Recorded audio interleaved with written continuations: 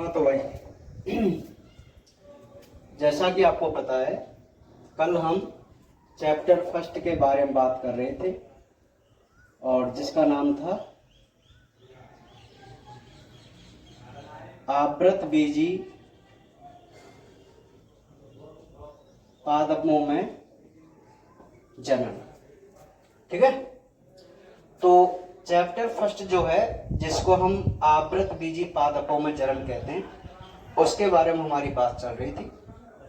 और कल जो हमने थोड़ी सी बात की थी वो मैं आपको एक बार रिवाइज करा दूं कि हम कल अलैंगिक जनन पढ़ रहे थे और अलैंगिक जनन में हमने मुख्य रूप से कायिक जनन को देखा। ठीक है, और कायिक जनन में हमने प्राकृतिक कायिक जनन को देखा और प्राकृतिक कायिक जनन को हमने कंप्लीट कर लिया था। और आज जो हम बात करेंगे वो कृत्रिम कायिक जनन के बारे में बात करेंगे। ठीक है, कौन सा जनन? कृत्रिम कायिक जनन। ठीक है, तो कृत्रिम कायिक जनन जो था उसकी कल हमने 3 विधियों के बारे में बात की थी। उनमें जो सबसे पहली विधि थी वो थी कर्तन, सेकंड थी दाब लगाना और थर्ड थी रोपण। ठीक है भाई, ये 3 विधि थी और इन 3 विधियों के बारे में हमने कल आपको एक इसका क्लासिफिकेशन देखा था और आज जो है हम इसकी डिटेल से अध्ययन करेंगे तीनों विधियों का। ठीक है, तो सबसे पहले मैं बात करूं तो हम कर्तन के बारे में पढ़ेंगे।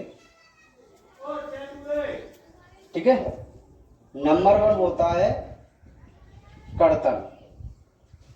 तो कर्तन क्या है भाई? कर्तन को हम बोलते हैं कटिंग, इंग्लिश में क्या बोलते हैं? कटिंग। तो कर्तन जो है वो 2 प्रकार की थी, एक तो थी स्तंभ कर्तन और एक थी मूल कर्तन। तो हम सबसे पहले जो बात करेंगे वो स्तंभ कर्तन के बारे में बात करेंगे। ठीक है, जिसको हम स्टेम कटिंग कह के चलते। तो स्तंभ कर्तन क्या होता है? इस विधि में स्तंभ को काटकर रोप दिया जाता है। ठीक है, एग्जाम्पल की मैं बात करूं, गुलाब, गन्ना, बोगनविलिया। और एक इसमें पॉइंट है नोट वाला कि इसे निम्न कारक प्रभावित करते हैं, जैसे रोपाई का वातावरण,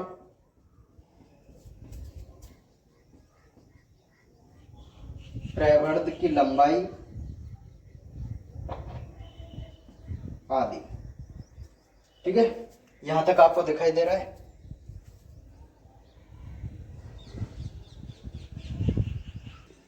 ठीक है, देखिए भाई, चलो अब आप बात को समझने की कोशिश कीजिए कि आखिर भाई हम जो कृत्रिम कायिक जनन पढ़ रहे हैं, इस कृत्रिम कायिक जनन में 3 विधियां थी। उनमें जो फर्स्ट वन विधि थी वो थी कर्तन, जिसको हम कटिंग कहते हैं। ठीक है, तो कर्तन क्या है भाई? कर्तन विधि जो है वो 2 प्रकार से हम कर सकते हैं, एक तो है स्तंभ कर्तन और एक है मूल कर्तन। देखो सिंपल सी बात है कि अगर आप, कर्तन का मतलब है किसी चीज को काटना, है ना? तो अगर आप स्तंभ को काटकर एक नए पौधे का डेवलपमेंट कराते हो तो वो स्तंभ कर्तन है, और अगर आप जड़ को काटकर नए पौधे का डेवलपमेंट कराते हो तो वो मूल कर्तन है। बहुत सिंपल सी बात है दोनों के बारे में। ठीक है, तो सबसे पहले जो हम पढ़ रहे हैं वो स्तंभ कर्तन पढ़ रहे हैं। और स्टेम कटिंग की मैं बात करूं तो स्टेम कटिंग क्या होता है कि भाई इस विधि में स्टेम को काटकर, मतलब तने को काटकर जमीन में रोप दिया जाता है, जिससे नए पौधे का डेवलपमेंट होता है। ठीक है, अब एग्जाम्पल की मैं बात करूं तो देखिए, गुलाब है, गन्ना है, बोगनविलिया है, ये ऐसे प्लांट हैं। जैसे मैं बात करूं गन्ने की, है ना, तो गन्ने को आपने देखा होगा कि गन्ने का हम कोई भी बीज प्रयोग नहीं करते। गन्ने की जब बुआई होती है तो हम क्या करते हैं कि जो गन्ना होता है ना, जिसका हम खाने के लिए यूज करते हैं, उसी के टुकड़े कर करके जमीन में रोप देते हैं और उसी से नई फसल तैयार करते हैं। तो इसका सीधा सा मतलब क्या हुआ कि गन्ने के नए प्लांट बनाने के लिए हम उसके तने को काट कर बो रहे हैं। ठीक है, तो उस विधि को हम क्या बोलेंगे, स्तंभ कर्तन बोलेंगे। भाई यहाँ हमने कोई भी गैमेट या मैं कहूँ कि किसी भी प्रकार के युग्मक संयोजन की आवश्यकता नहीं पड़ रही है ना, एक सीधे ही तने के द्वारा नए प्लांट का डेवलपमेंट हो रहा है और नेचुरली हो नहीं रहा है। नेचुरली नहीं हो रहा ना, क्योंकि तने से तो नेचुरली भी होता था, रूपांतरित तने जो थे। तो ये बात थी भाई कर्तन के बारे में। अब ये थोड़ी सी बात ये कह देता है कि जब हम स्टेम कटिंग विधि अपनाते हैं तो उसको कुछ कारक प्रभावित कर सकते हैं। कैसे भाई, एक तो रोपाई का वातावरण, यानी उचित वातावरण में ही हमको उसको बोना चाहिए। एक प्रवर्ध की लंबाई, प्रवर्ध होता है मतलब जिसको हम काटते हैं, या मैं कहूं कि कायिक जनन के लिए जिस भाग को हम प्रयोग में लेते हैं उसे हम प्रवर्ध कहते हैं। ठीक है, तो उसकी लंबाई भी इसको क्या कर सकती है, प्रभावित कर सकती है। ठीक है, तो ये थी हमारी फर्स्ट विधि जिसको हम कहते हैं स्टेम कटिंग। ठीक है भाई, बहुत सिंपल है, आप इसको बहुत अच्छी तरीके से समझ चुके हैं पहले ही। नेक्स्ट जो है वो है मूल कर्तन। मूल कर्तन जिसको हम रूट कटिंग कहते हैं। क्या कहते हैं, रूट कटिंग कहते हैं।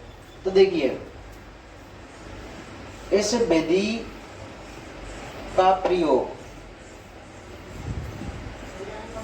निम्न पादपों में किया जाता है, जैसे चेरी, अंगूर, सेब। ठीक है, तो मूल कर्तन की मैं बात करूं तो उसमें सिंपल सी ये बात हो गई कि आप इसमें रूट की कटिंग करेंगे, ना कि स्टेम की। ठीक है, तो जैसे चेरी का प्लांट होता है, उस प्लांट की हम जड़ को काटकर जमीन में रोप देते हैं और एक नए प्लांट का डेवलपमेंट करा लेते हैं। ठीक है, तो वो हो गई क्या, मूल कर्तन, है ना। तो बहुत सिंपल सी बात है मूल कर्तन भी। तो ये तो हुई हमारी कौन सी विधि भाई, कर्तन विधि। कौन सी, कर्तन। सेकंड जो है वह है दाब लगाना। क्या है, दाब लगाना। अच्छा, दाब लगाना जो विधि है जिसको हम लेयरिंग कह के चलते हैं, लेयरिंग, क्या कहते हैं, लेयरिंग। तो दाब लगाना क्या होता है भाई, दाब लगाने का सिंपल सा मतलब होता है कि इस विधि में हम प्लांट को, इस विधि में हम प्लांट के किसी भी भाग को अलग नहीं करते हैं।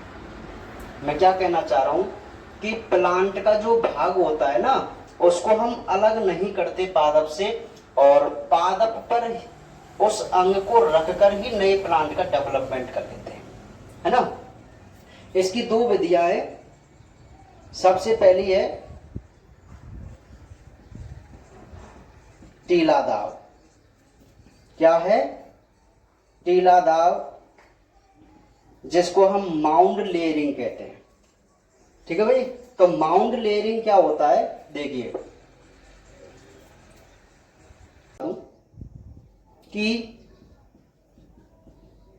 इस विधि में पौधे की निचली शाखा को झुकाकर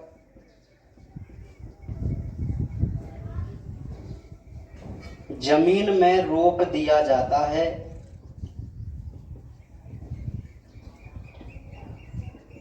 ध्यान ये रहे कि इसमें एक या दो पर्व संधि दब जाए। कुछ समय बाद इससे अपस्थानिक कलिकाएं निकलती हैं और इसे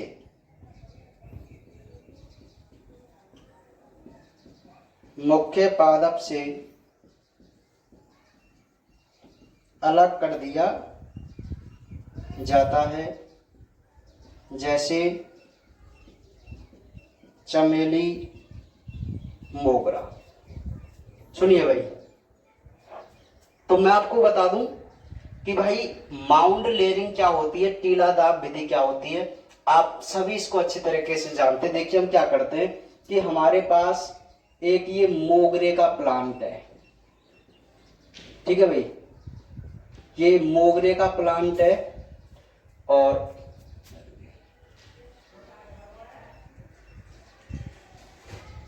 ये एक मोगरे का प्लांट है भाई, जिसकी बहुत सारी शाखाएं हैं, है ना।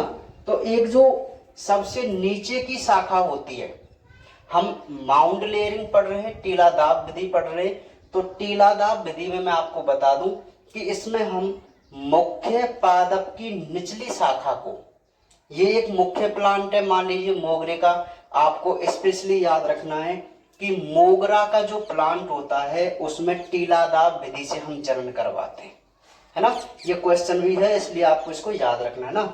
तो देखिए इसमें क्या होता है कि जो प्लांट की जो ये निचली शाखा है ना, इस निचली शाखा को हम झुकाकर और जमीन में रोप देते हैं इस प्रकार, ठीक है।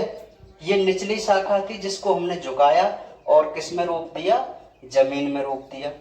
ध्यान ये रखा जाता है कि इस दबे हुए स्थान पर एक या दो पर्व संधि हो। नोड्स जहां होते हैं उसी स्थान से पर्व संधि वो स्थान होते हैं प्लांट शाखा के पास जहां से नई पत्तियां डेवलप होती हैं, ठीक है। तो जब ये पर्व संधि दब जाती है ना, तो कुछ समय बाद क्या होता है, इन पर्व संधियों से जड़ें निकलती हैं। अच्छा मैं आपको एक बात और बता दूं कि इस शाखा की जो ऊपरी भाग है, इस शाखा का जो अग्र भाग है वो भूमि से ऊपर निकला हुआ होता है, ठीक है। तो इसमें क्या होता है कि पर्व संधियों से कुछ समय बाद अपस्थानिक कलिकाएं निकलती हैं और एक नए प्लांट का यहाँ पर निर्माण हो जाता है। फिर हम क्या करते हैं, इसको काट देते हैं और यहीं एक नए प्लांट का क्या हो जाता है, निर्माण हो जाता है, ठीक है। तो ये थी हमारी टीला दाब विधि। कौन सी विधि, टीला दाब विधि। एक बार दोबारा समझने की कोशिश कीजिए, हालांकि इसकी थ्योरी कोई ज्यादा खास नहीं है, अगर आप इसको ऐसे ही समझ लें तो भी अच्छा है। देखो बहुत सिंपल है, इसमें आपको क्या कहना है कि भाई प्लांट की निचली शाखा को झुकाकर, प्लांट की निचली शाखा को झुकाकर जमीन में दबा दिया जाता है और दबाने से क्या होता है, जब उसको हम दबा देते हैं तो ध्यान ये रखा जाता है कि एक या दो पर्व संधि दब जाए, एक या दो पर्व संधि दब जाए, ठीक है। और दब जाती हैं तो क्या होता है कि कुछ समय बाद उसमें अपस्थानिक कलिकाएं निकलती हैं दबे हुए भाग से, और जैसे उसमें अपस्थानिक कलिकाएं निकलती हैं तो हम उसको ब्रांच को मुख्य शाखा से अलग कर देते हैं और नए प्लांट का डेवलपमेंट हो जाता है, ठीक है। तो ये विधि किस में की जाती है, स्पेशली चमेली और मोगरा में। तो ये थी हमारी दाब लगाने में फर्स्ट विधि, जिसको हम माउंट लेयरिंग यानी कि टीला दाब कह के चल रहे हैं, ठीक है भाई। चलिए नेक्स्ट जो विधि है जिसको हम वायुदाब या गुट्टी दाब विधि कहते हैं, इंग्लिश में एयर लेयरिंग कहा जाता है। क्या कहा जाता है, एयर लेयरिंग, ठीक है भाई। तो वायुदाब या गुट्टी दाब क्या होता है मैं आपको बता दूं कि यह है उन वृक्षों में की जाती है जिनके तने मोटे होते हैं। ठीक है, इसमें तने को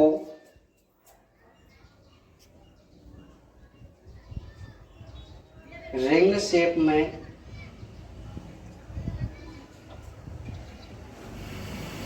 काटते हैं और इस स्थान पर रुई या गीली मिट्टी बांध देते हैं। इसे गुट्टी कहते हैं। इसके ऊपर बूंद बूंद पानी डाला जाता है, जिससे कुछ दिनों बाद अपस्थानिक कल का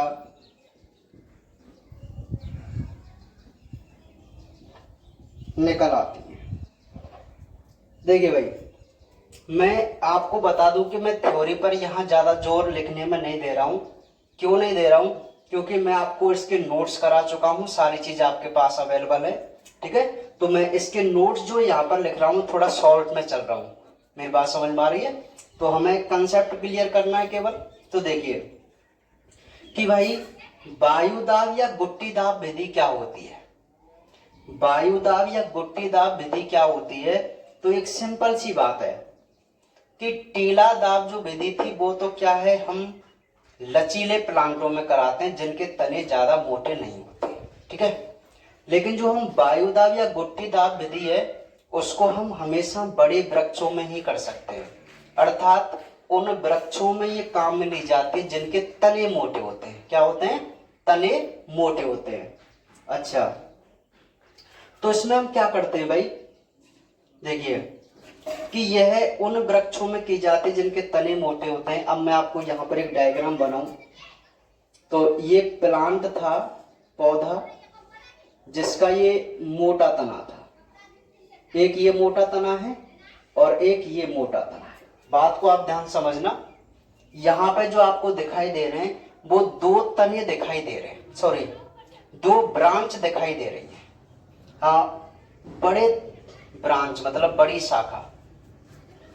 हाँ, तने मोटे होते हैं या शाखा मोटी होती है ना, एक ही बात है ना। शाखा में कर देता हूं। तो अब हम क्या करते हैं, देखो ये जो आपको ब्रांच दिखाई दे रही है, शाखा दिखाई दे रही है, इसको हम इस प्रकार रिंग शेप में छील देते हैं। इसकी जो छाल को हटाते हैं, रिंग शेप में इसकी छाल को हटाते हैं वलय रूप में, और छाल को हटाने के बाद क्या करते हैं, इस स्थान पर रुई या गीली मिट्टी बांध देते हैं। अब मान लीजिए यहाँ पे हमने रुई बांध दी है इस स्थान पे, तो हम इस स्थान को क्या बोलेंगे, गुट्टी बोलेंगे। क्या बोलेंगे? गुट्टी। ठीक है, अब हम क्या करते हैं कि इससे ऊपर की जो ब्रांच होती है, जिस ब्रांच पर हमने गुट्टी बनाई है उससे ऊपर जो ब्रांच होती है उस ब्रांच पर एक मटका लटका देते हैं पानी का। ठीक है, और इस मटके में क्या करते हैं कि यहां पर एक छिद्र करते हैं नीचे की तरफ, और इसमें एक सूतली को बांध देते हैं और उस सूतली को इससे जोड़ देते हैं गुट्टी वाले भाग से। मेरी आपको बात समझ में आ रही है कि अगर हम एक मटका लें और उस मटके में नीचे की तरफ एक छोटा सा छेद करें और उस छेद में आप सूतली लीजिए और सूतली में ऊपर की तरफ गांठ लगाकर आप उसको निकाल सकते हैं ना भाई, ऐसे निकाल सकते हैं ना। जो गांठ वाला भाग है ऊपर की तरफ वाला वो इस मटके में अंदर आ जाएगा ना, यहाँ पर है ना। अब इसमें इस सूतली को आप बांध दीजिए अपने गुट्टी वाले स्थान से। किससे? गुट्टी से बांध दिया, है ना। इसमें हम क्या करते हैं, फिर पानी भर देते हैं। तो ये जो पानी है अब सूतली की सहायता से रिस रिस कर इसमें आता रहता है गुट्टी में, है ना। तो कुछ दिनों बाद क्या होता है कि इस गुट्टी वाले स्थान से अपस्थानिक कलिकाएं निकल आती हैं। और जब यहाँ से अपस्थानिक कलिका निकल आती हैं तो इस स्थान को हम काट कर जमीन में रोप देते हैं और एक नई प्लांट का क्या हो जाता है, निर्माण हो जाता है। बात समझ में आई कि नहीं आई? ठीक है, तो ये हमारी कौन सी विधि थी, गुट्टी दाब विधि। ठीक है, तो एयर लेयरिंग आपको समझ में आ गई। यहाँ अभी हमने दो विधियों की बात की है, एक तो कर्तन विधि और एक दाब विधि। कर्तन में हमने स्तंभ कर्तन और मूल कर्तन को पढ़ा और दाब विधि में वायु दाब और टीला दाब को पढ़ा। ठीक है, दोनों ही बहुत इंपॉर्टेंट है ना। तो शायद नेक्स्ट पार्ट में हम इस पूरे चैप्टर को आज कंप्लीट भी कर लेंगे। ठीक है।